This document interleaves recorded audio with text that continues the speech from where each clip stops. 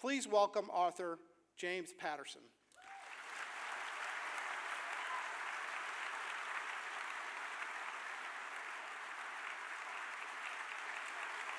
Hey! Oh, wow. He looks pretty cool. Hi, I'm Stephen King. That always works. Me and Steve were such buddies. I was at a little party for some of the donors earlier, and this lady stopped me and she said, you look much taller on your book jackets. I don't know about any of you, but this has been, I think, my craziest year on the planet. Does anybody feel that? You know? I mean, who would have guessed that the Cubs would win the World Series? That's a funny line. See, I think it's a laugh line, but people cheer for the Cubs. It's really weird. A while back, I was on the Castle TV show a couple of times, and I was on a plane about a month ago, and this lady stopped me. I'm walking down the aisle, and she says, I know you. I know you. And I'm like, oh, hi, how are you? You know, whatever. And she said, you played Patterson on Castle. And I said, yeah, I'm good at him. I do the best Patterson. I'm not even me. I'm this same guy, the guy that played Patterson on Castle. Okay, so we got the 10th anniversary here, and we got me tonight, and then Colson Whitehead tomorrow night, and a lot of other terrific people. So with me to Colson, we're kind of going from the ridiculous to the sublime.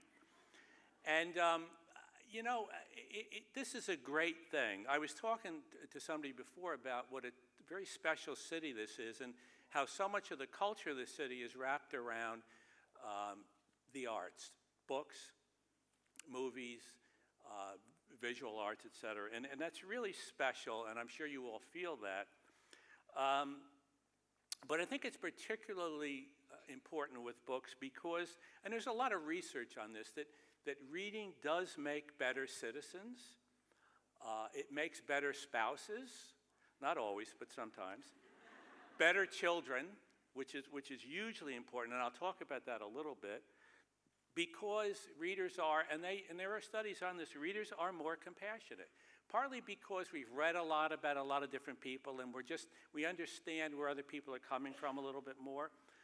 We're more considerate. And let's face it, we're prettier. Tell you a little bit more than you need to know about me. My father grew up in the Newburgh, New York poorhouse. He lived there with his mother. His mother was a charwoman, which meant that she would clean up the kitchens and the bathrooms. And for that, she and my father got to live in this little room together. And he was a pretty bright guy and got a scholarship to Hamilton. And then he got drafted into World War II. And just before he left, he got a call from this guy, and the guy introduced himself as George Hazelton, lived in a town about 15 miles away from Newburgh. And this guy, George Hazelton, told my father that he was going off to the Pacific in a week or so. And his parents had taken him into the living room after dinner. And they said, George, you know, we love you so very, very, very, very much. But because you're going away to war, we have to tell you that we're not your birth parents, that you were adopted when you were like 1 1/2. And then this guy, George Hazelton, told my father that he was his brother. Which was very, very cool.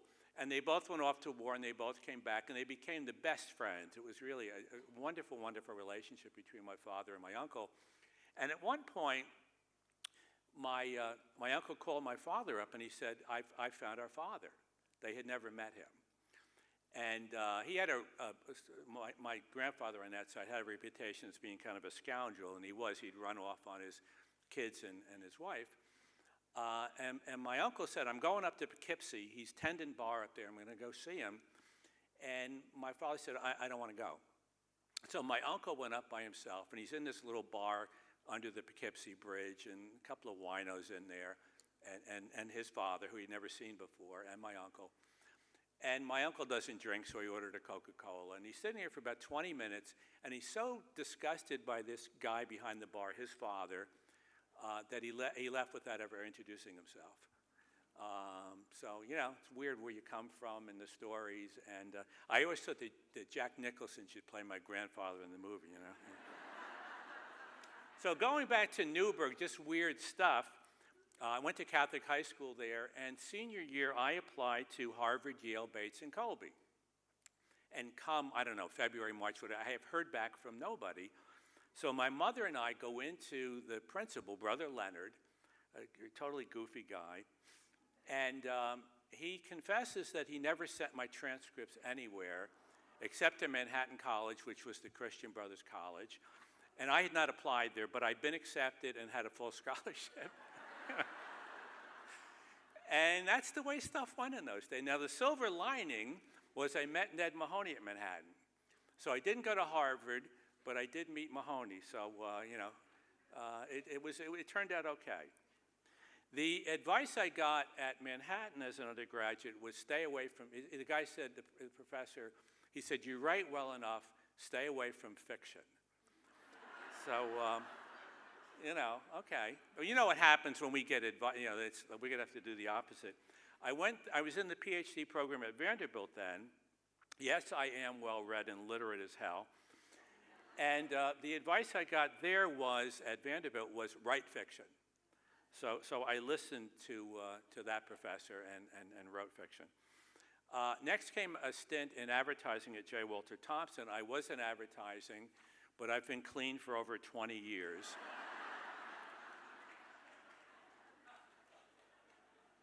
Is there water out here? Did I imagine that? Did I dream it? Oh, there it is. Okay, I see it now. Okay, I'll never be able to reach it, but you know. What do I look like? I'm like, you know, 25 years old that people can reach that stuff? When I was 26 and I was at Thompson, I was lucky enough to publish the Thomas Berriman number, my first. Well, for starters, it was turned down 31 times by publishers. It then won an Edgar as the best first mystery of the year. So if you get turned down by New York publishers like Jack Romanos, I think Simon & Schuster turned it, you know, whatever. Don't worry, you know, just keep plugging along.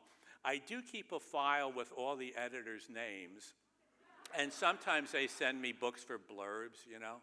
Actually, most of them are dead, so, you know. So that was my introduction to publishing. My first bestseller was Along Came a Spider, and I'd never had anything close to it. Thank you very much. You can keep cheering. I love that. And I opened up the paper, and the publisher didn't call me, and I saw it was number 6 on the New York Times list, and I honestly thought it must be a mistake. So I went to, there was a large Barnes & Noble near where I lived in New York City, and I went there, and I looked at the stack, and what we'll do is we count the books. We'll go, there used to be 11, and now there's 8, so, you know, maybe the book is actually selling. And the other thing we'll do is, if we're in the store and you pick up our book, we'll watch you. I still do this, airports or whatever. If you buy the book, even at this point, if you buy my book and I'm watching, it makes my day. If you put it down, it really depresses the hell out of me. At any rate, so this woman picks up the book, Along Came a Spider, and she's looking at it and looking at the flap stuff and whatever, and she puts it under her arm, and she's walking down the aisle, and she slides it into her pocketbook. She stole it. I couldn't believe it. And all I'm thinking, does that count as a sale, you know? I later found it does not. Another time in New York, I did this kind of drive-by signing, and I showed up at this bookstore, and they were like, oh, Mr. Patterson, this is great. You're one of our favorites, and we're slapping low fives and slapping high fives and practically dancing through the store. And they said, we got a lot of your books in the back. And I go to the back, and there are these long tables filled with Richard North Patterson novels. So I signed them. Yeah. So, in this short autobiography, I was poor, and then I was middle class, and then I was poor again, and then I was middle class again, and now I'm rich. And I must say that I prefer rich. However, I really am happy that I passed through the different states. I think it made me a much better writer, a better person. We talked about compassionate readers. That's another thing. If you've gone through certain things, you have a lot more respect for people that for the way they live and the trouble that they have and how difficult it is to get out of Newburgh, New York, if you want to. It's not that it's it's a weird town. It was just ranked the 6th most violent small town in America. Speaking of being rich, I now live in Palm Beach, which I affectionately call, we have some Palm Beaches, I affectionately call it the city of used-to-bes. Used to be chairman of, used to be president of, used to be spouse of the president, used to be baseball player, used to hit the ball 270, whatever. Prototypical Palm Beach story. I have a friend there that's in real estate, which is about half the population. And she told about, she went and it was where you look before you sign the papers, you go through the house one more time. And the place was spick and span, the windows were clean, it was just gorgeous, absolutely perfect. And they went out to the garage and there was a Ferrari. Somebody had forgotten a Ferrari. Only in Palm Beach. Now in Palm Beach, we have the extra fun of Mr. Trump, who's actually a third of a mile down the road from us. And when he's in town, you can't drive past the house. So I had to go to a party, actually the Schwartzman, that $20 million, I went to that, which is, that's its own story. The only thing I will say about it is I felt like an extra in a James Bond movie. A $20 million birthday party is really weird. But it's a third of a mile from the house, but because we can't go through Mar-a-Lago, it took like a half an hour to get there because we had to go the other way and across the bridge and across it was weird. Somewhere along the line, after J. Walter Thompson, Hollywood called. And I made the mistake of answering. I never will write a Hollywood novel. If I did, the opening lines would be, "Hello, I lied." People don't understand that, but think about that one a little. Cultures are weird. You have this culture here, the art culture. The culture out there, they exaggerate a lot, let's say. There was this is kind of cool. I wonder what it is. Nope, that won't work. I'm just going to bounce it on my shoulder. Okay, I'm really not that thirsty. It's just nervous. I'm not thirsty, I'm not thirsty, I'm not thirsty. They have these press junkets out there for the different movies. And I remember the one for Along Came a Spider. I think I told this the last time, but it's such a weird story. And because I was coming out, Paramount said, we better let Jim see the movie from his book, So I'm watching this movie from the book, and I watched the first scene, I go, well, that wasn't in the novel. And I watched the second scene, and that wasn't in the novel either. And Morgan Freeman, Alex Cross, is building the ship in a bottle, and that doesn't seem that cinematic to me, but, what do I know? I only write the novels. And this woman comes in, and she's sort of, like, you stop building a ship and go on out there and get shot at. Let's get this action movie going. And I'm going, who the hell is that woman? It's not Nana Mama, and I don't know who she is, So I see Morgan Freeman a little later in the press junket. I go, Morgan, who is the woman in the second scene of the movie from the book that I wrote? And Morgan says, oh, that's Alex Cross's sister. I said, oh, I didn't know Alex had a sister.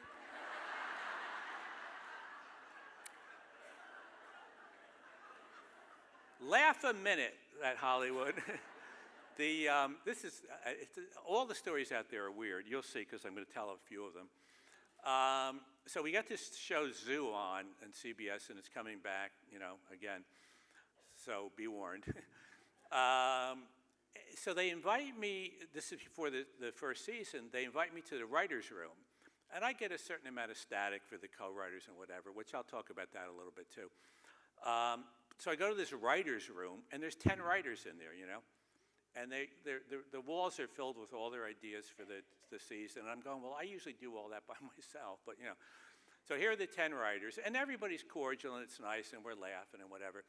And about 5 minutes in, the showrunner goes, James, let's be honest.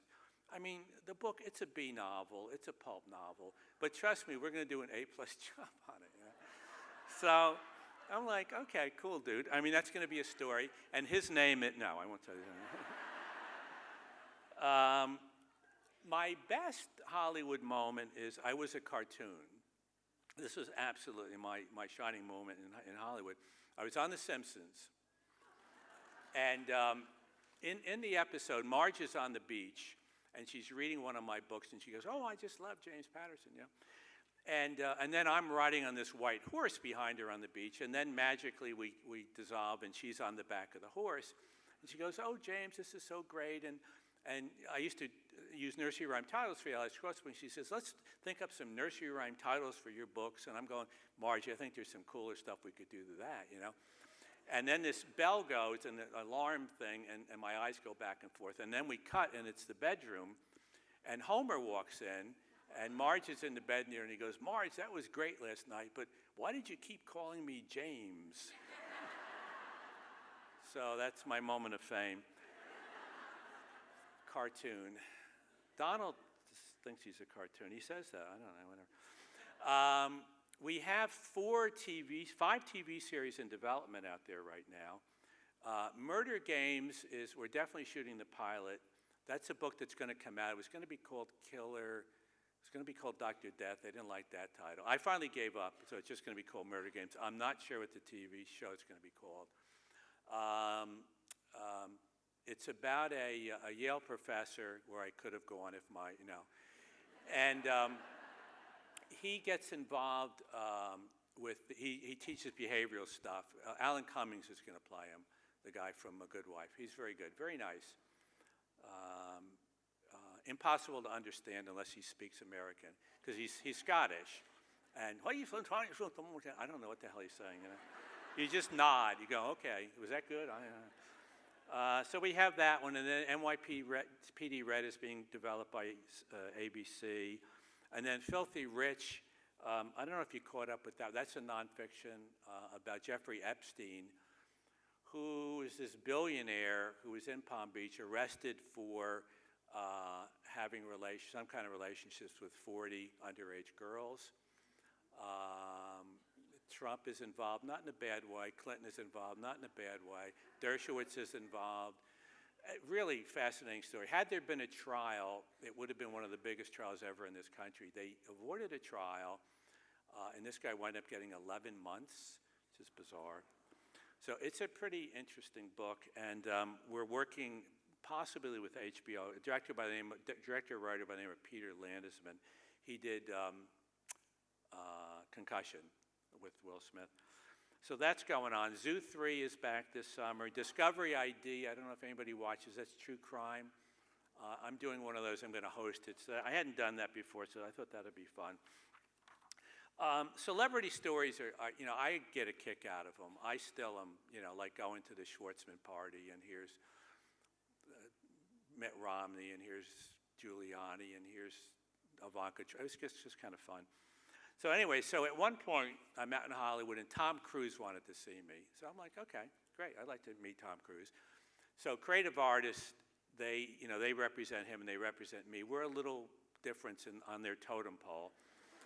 And they go, well, Tom wants to see you, but we can't tell you one time, so just stay in your hotel room. So, all right, fine. I'm a good soldier. Here I am. So I'm staying in my hotel room, and I'm waiting. And then finally they go, okay, a car will pick you up at such and such a time. You can't tell the driver where you're going, who you're going to see, but you can only tell the address, so I'm fine. So I don't tell him. The driver pulls into the driveway. You go, oh, this is Tom Cruise's place. And I meet Cruise, and it was great. He was terrific. He's not that short. People have this idea that he's like 5 foot tall. He isn't. He's 5'3". No, he's no. He was terrific, and at that point he was with his little girl, and she was on his lap for like half an hour, and they seemed to be quite wonderful together. So I don't know what happened there, but it was really a very nice visit and really fun for me. I met Serena Williams on a flight. My wife and I were going to Washington, and she was sitting behind us. And during the flight, about a dozen people came up and asked her for an autograph. And at the end of the flight, we're pulling our bags out of the overheads. And Serena turns to me and she said, "But I want your autograph." So we're walking down. She was wonderful. And we're walking down to baggage together. And she goes, "I can't believe you're James Patterson." And I'm going, "I can't believe you're Serena Williams." So it was quite nice and fun. And she and her sister are both fans, which is kind of cool. They show up every once in a while at signings and stuff. Bill Clinton, at one point, and a friend of mine sent me this picture. It was in like papers all over the country. He was coming from Camp David, and he was getting out of the helicopter, and he had "When the Wind Blows" under his arm. This was during the Lewinsky mess. And my admiration for the president, his taste in literature soared. It was like, since then, we actually have become sort of friendly, which is nice. He was actually at my house on Sunday, which was cool. Because I play all sides of the aisle, I'm friendly with George Bush 43rd, too. Sue and I went to this Library of Congress dinner. It was a charity thing, and they sat an author with a bunch of donors at dinner. And then at one point, she came up and she said, "The president wants to see you." So, okay. So I go up, and Tom Clancy had spoken at the pre-dinner thing, and he was horrifying. I mean, he's a nice man and everything. He was the worst speaker other than myself right now. Unbelievably bad. And so I get up to Bush, and he goes, he said, "Jim, I hear you're okay as a speaker." And I said, "Well, I probably could have done a better job than Tom tonight." As I'm saying that, here's Bush. Clancy's coming behind him. I don't know how. And Bush turns to Clancy, and he goes, "Tom, Jim was just saying what a great job you did tonight." That was great. And it was a good, I didn't know he was kind of that, but he's very quick. Talk a little bit about writing. What else would I talk about? Making pizza dough? I don't know. Red Smith, famous sports writer from way back, he once said that writing is easy. All you do is stare at a blank piece of paper until drops of blood form on your forehead, which is pretty true. I write everything from an outline. I write in longhand with a pencil. Last year, I wrote 3,000 pages of outlines, all of them, in addition to 2 novels, but all of them at least 4 or 5 drafts. Think about that, 3,000 pages of outlines. I am crazy. We had CBS down there one time. I can't remember the guy's name, the reporter. And I'm pulling out all these drawers of all the book shots that I'd written in the last 6 months, all the outlines and the book shots. And he's going, "This is crazy, this is crazy." And then around the 7th drawer, he said, "James, you are crazy." The writing, the day it started to be fun for me, the day everything really clicked for me, the day everything changed for the better, was the day I stopped worrying about writing sentences and started writing stories. Sentences are hard. Stories kind of flow very naturally, for some of us anyway, from our heart and our head. And that was the big changing point for me. My writing process, I outline every book. I usually will outline 3 or 4 times. I was outlining a book on the way here today in the plane, and I'll finish or not finish it, but I'll do my next draft on the way back. I then try to write a draft that I just get the story down. I will rewrite half a dozen times if it's a book I'm doing myself. And then and only then do I move on to the next book. I try to write every chapter as if it was the first in the book. The first chapter is always really good, especially nonfiction. First chapter, you're like glued to the page, and then they go, 100 years earlier in a small town, Harry's grandmother, you go like, what? I don't want to, I don't care about his grandmother, But I write every chapter as though it's the first chapter, and also the last chapter I will ever write. A lot of times I will write "be there" at the head of chapters, and because it's important that I'm in the scene for what I do. I do write scenes. I write for a single reader, and I like to pretend they're sitting right across from me. I don't want them to get up until I finish the story. Usually it's a woman. Usually it's a beautiful woman. There is a thing online if somebody is aspiring to be a writer, which is foolish, but if you are, I have a masterclass thing online, and it's actually pretty good. It's even better than what I'm doing here, if you can believe that.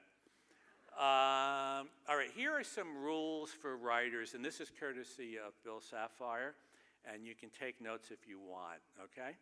1, if you reread your work, you can find on rereading a great deal of repetition can be avoided by rereading and editing. 2nd, remember to never split an infinitive. 3rd, verbs has to agree with their subjects. 4, do not put statements in a negative form. 5, and don't start a sentence with a conjunction. Remember, too, a preposition is a terrible word to end a sentence with. I haven't mentioned literary critics. Are there any literary critics in the audience? Anybody? Anybody will fess up to that? Did anybody? I can't see that well. Anybody? Well, asking a writer how he feels about critics, this comes from John Osborne, a British playwright. He said, asking a writer how he feels about critics is like asking a lamppost how it feels about dogs. You know. It's true. There are some people who don't think I should use co-writers, and others go, the one you do by yourself are so much better. I don't really believe that. Some of the ones with co-writers I think are great. I love Invisible. I love Honeymoon. There's some, I think, there are a few, At any rate, here's my defense of co-writers, such as it is, okay? Stephen King and Peter Straub, Gilbert and Sullivan, Rodgers and Hammerstein, Simon and Garfunkel, Lennon and McCartney, Woodward and Bernstein, Joel and Ethan Cohen, Matt Stone and Trey Parker, Larry David and Jerry Seinfeld. All right. That's how I feel about it. I can't believe I fooled you with that one. Huh? This water is so good. My real passion these days is writing for kids. I don't know if you know that I write for kids, but I write a lot of kids' books. And I think something that we all need to bear in mind, whether we're grandparents or parents or whatever, is to understand it is the parents' job, not the school's job, to get the children reading. It's the parents' job. It's the moms and the dads and the grandparents. And, it's a cool thing to teach your kid how to ride a bike. It's a good thing. It's a cool thing to teach your children how to cook a little bit. It's a cool thing to teach them how to catch a ball, hit a ball, whatever.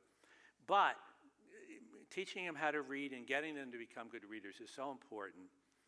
And I think the key thing to remember about this in terms of getting them reading, the key rule, or not rule, but thing to remember is reading should not be work. Reading should be play. Reading should be joy. When I give a talk in front of teachers or librarians, which is mostly when I go out, and honestly I came here because one, I love this festival, and two, I love Ned and Kathy. That's why I'm here. But mostly I'll just do big events for teachers. I did, or librarians, I did the Indiana and Kentucky librarians the day after the election, and that was a very depressing place. As you can imagine, librarians are primarily in the Hillary camp. So it was a tough place to speak. But what I will always say to these groups is, I will say, I am here to save lives. And then I remind them that they save lives every day, and sometimes they don't know about it because they never get the credit or they never hear. I mentioned my friend Ned, and I can't remember these two brothers, but Ned taught kids who were bright but had trouble in getting through school. And I met these twin brothers later on in life, and I mentioned them to Ned, and he said, "Oh my God, those kids drove me crazy. I couldn't stand it." I said, "Well, here's the truth about them. They said you saved them. You saved their lives." He said, "We were in trouble. It was a disaster." And Ned never knew this, and they're both teachers now. And that's what happens to a lot of librarians. They never find out the good works. They never know that they are saving lives. And I think this is something, once again, if you connect the book festival to this at some point, to the kids in town, in addition to being a town of the arts, that Savannah is the place with the best reading programs for kids. That would be really a great accomplishment. Because if children can't read competently, they're probably not going to succeed in school. It's very hard. You know, if our children can't read, they're going to have trouble getting through high school. They really will. And it's got to happen in the early grades. It's got to happen in middle school. They got to become competent at least. If our kids can't read, you know, as I mentioned before, they won't be as good citizens. They won't be able to think things through as well as they might. They won't be as good spouses. They won't be as good human beings. There are currently 2 states that actually compute the need for future prison cells based on 4th grade reading levels. You know, that's the reality. That's how important it is. You know, a lot of the problems we're having is because we didn't teach enough kids how to read, and we didn't teach enough kids how to think. You know, when Jack was a little kid, he'd come home from school. How was it? It was good. No, dude, that was an essay question. Okay? Why did you say good? No, and not in a torturous way, but yeah, or it sucked. Okay, that was an essay question too. Why did you come to that conclusion? What happened to you know? And it's really important, and teachers have to do that. They got to get kids to, you know, to think. What are you going to do after school? I don't know. Well, what could you do? Okay, you could play soccer, you could read a book, you could rob a liquor store, you know, whatever. You know. And it has to start in our own home. When our son, when Jack was 4, he wrote his first novel, Death of the Butterfly Catcher. Butterfly catcher gets on a plane, travels halfway around the world, doesn't catch the butterfly. Gets on a boat, travels, doesn't catch the butterfly. Gets on a train. Jack loved trains, still does. Catches the butterfly. He's getting off the train, isn't looking. Butterfly catcher. Train hits him. Death of the butterfly flies away. You know, beautiful. Beginning, middle, and end. Great title. Mystery. The kids got it. But Jack wasn't a particularly big reader when he was a kid, and Sue and I, you know, were not happy about this. When he was 8, we went out and got Jack a dozen books, and we said, you're going to read every day. And he said, do I have to? And we said, yeah, unless you want to live in a garage.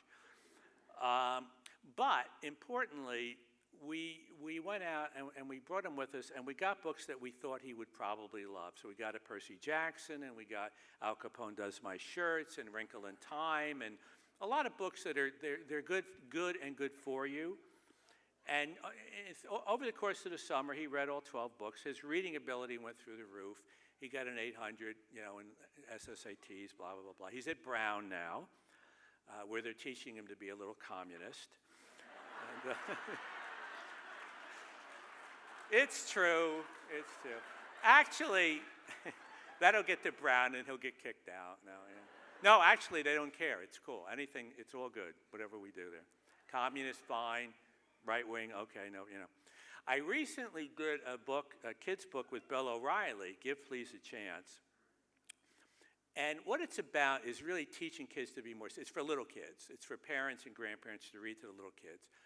And it's all illustrated. And the whole thing is that by the end of these 23 illustrations, it'll be hard. And then you read these books over and over to the kids. Kids are going to learn how to say please, and that's a good thing.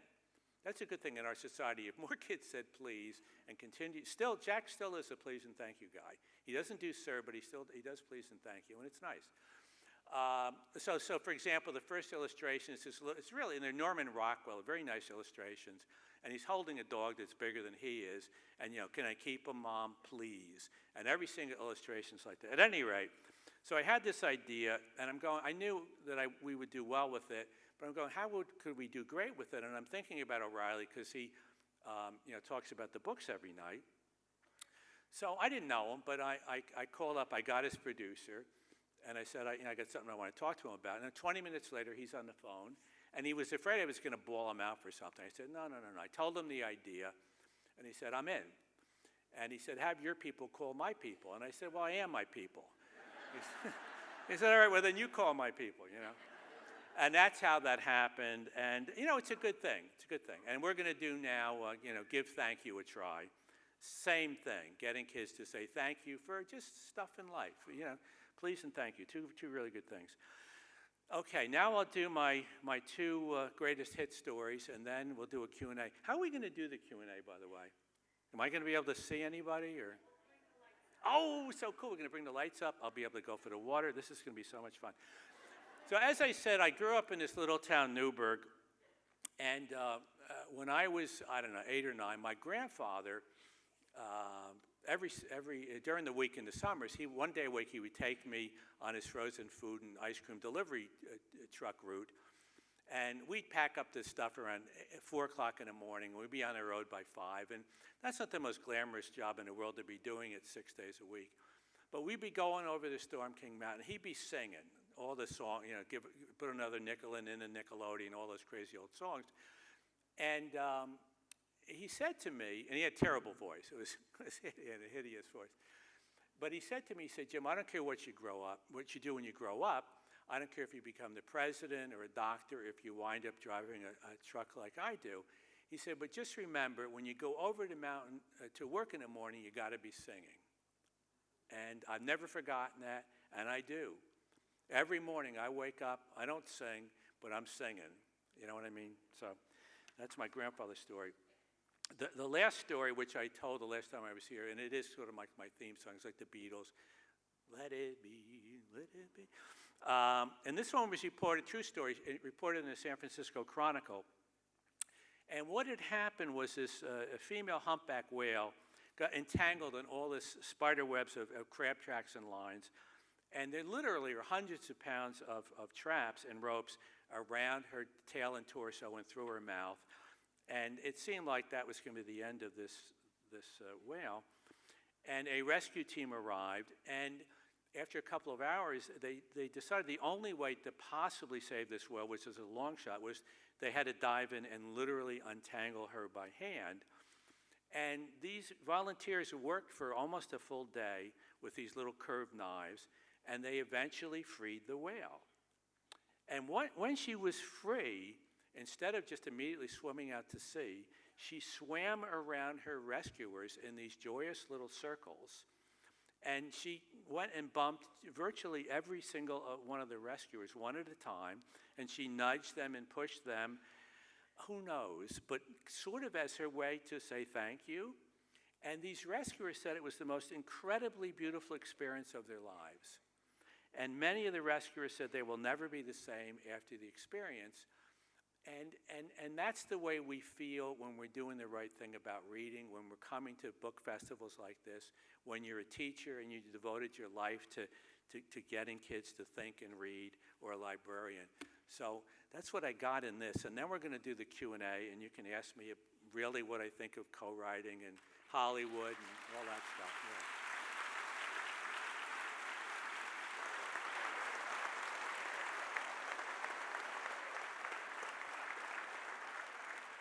Okay. Yeah, baby.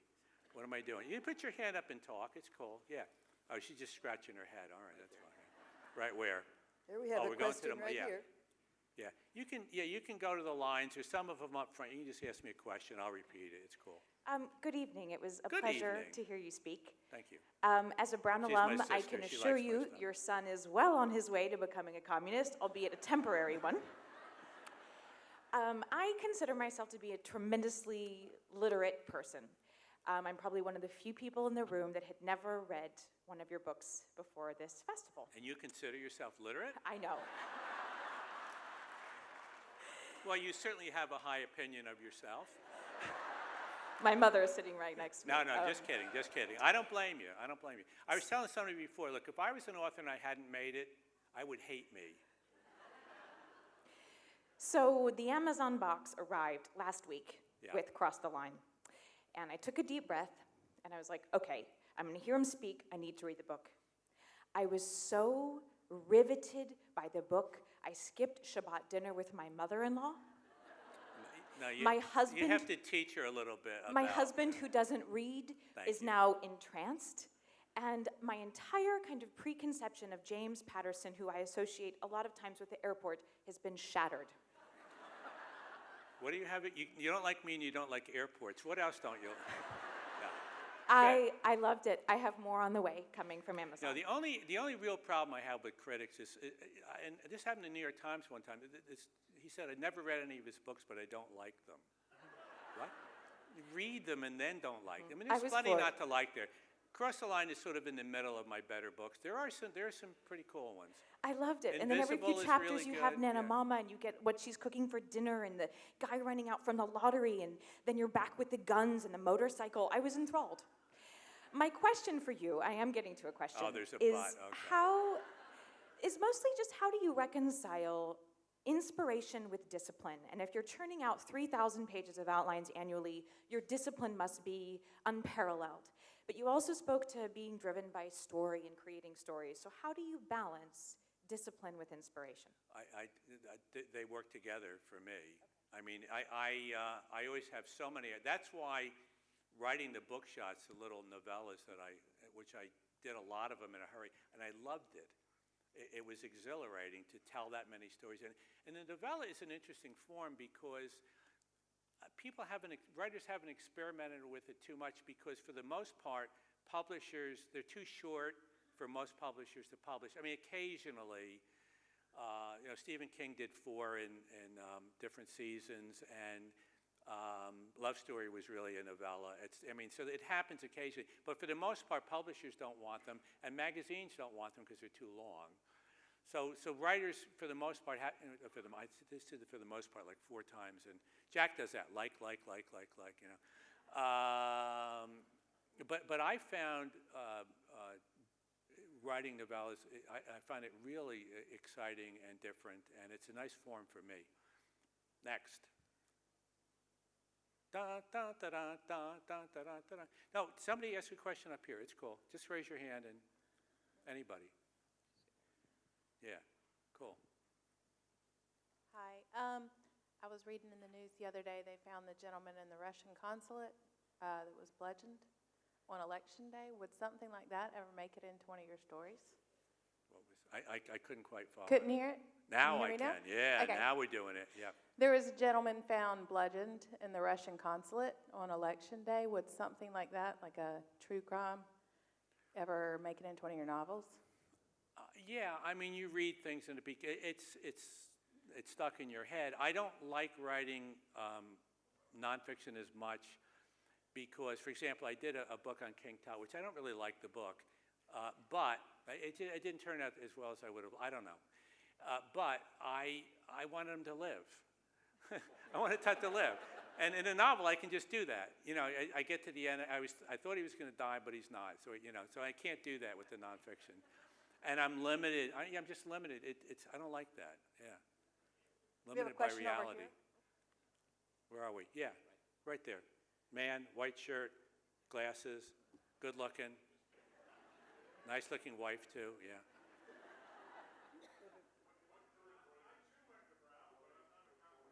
Well, I don't. We'll see about that. All right. Your daughter's a communist? Yeah. Do I? No, I'm not a staff person. Like I said to O'Reilly, I got a couple of people. I'm not. It's very easy to get information these days. My stories, I don't put a lot of information in. I just put, what's going to move. I don't want to. I want the story to move forward. Mike Connolly is a very good mystery writer. He said, what Jim does is every single chapter is written to move both the plot and the characterization forward and turn on the movie projector in our heads. That's what I do. It would be terrible if every writer did that, and they don't. But that's what I do. That's what I do. We got time for one more question. Really? Boy, I took a lot longer than I thought I would. Damn. Yeah. Who? Who's got a really cool question? Yeah. What's going on? What do I need to? No, our son actually was coming home, so she stayed in Florida to see him, and then I'll rush home after I play golf. I don't think we want to hear this in the public audience. Oh, okay. Oh, really? Okay.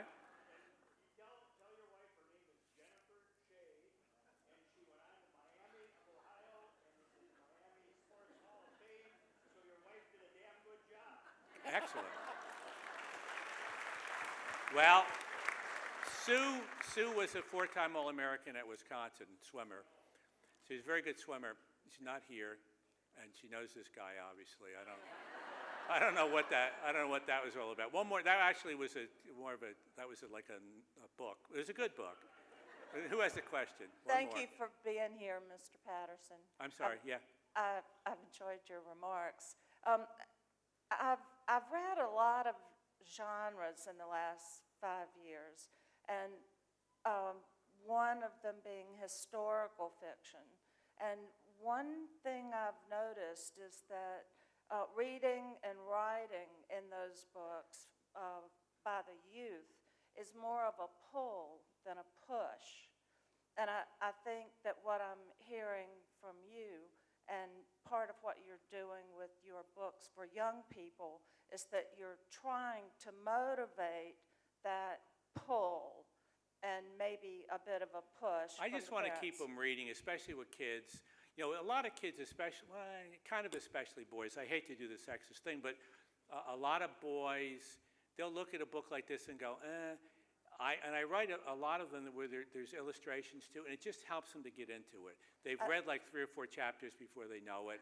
And there's always something going on. I have a book coming out called Potty Mouth and Stupid. And it's about word bullying and how incredibly, that's much worse than physical bullying. It's rampant in the schools, it's rampant on the internet. And it's 2 little kids that get typed with these names when they're like 5 years old, and they still have them. And I knew that some of the gatekeepers would go, oh, Potty Mouth and Stupid, Mike, you know. So I went out and got, half a dozen great authors to read it. And it's a really good, I think it's the most important book I've ever written, because it really gets into word bullying, lays out the story in a way where you'll be able to talk about it in the classes, and kids will begin to understand more and maybe cut it out. Thank you so much.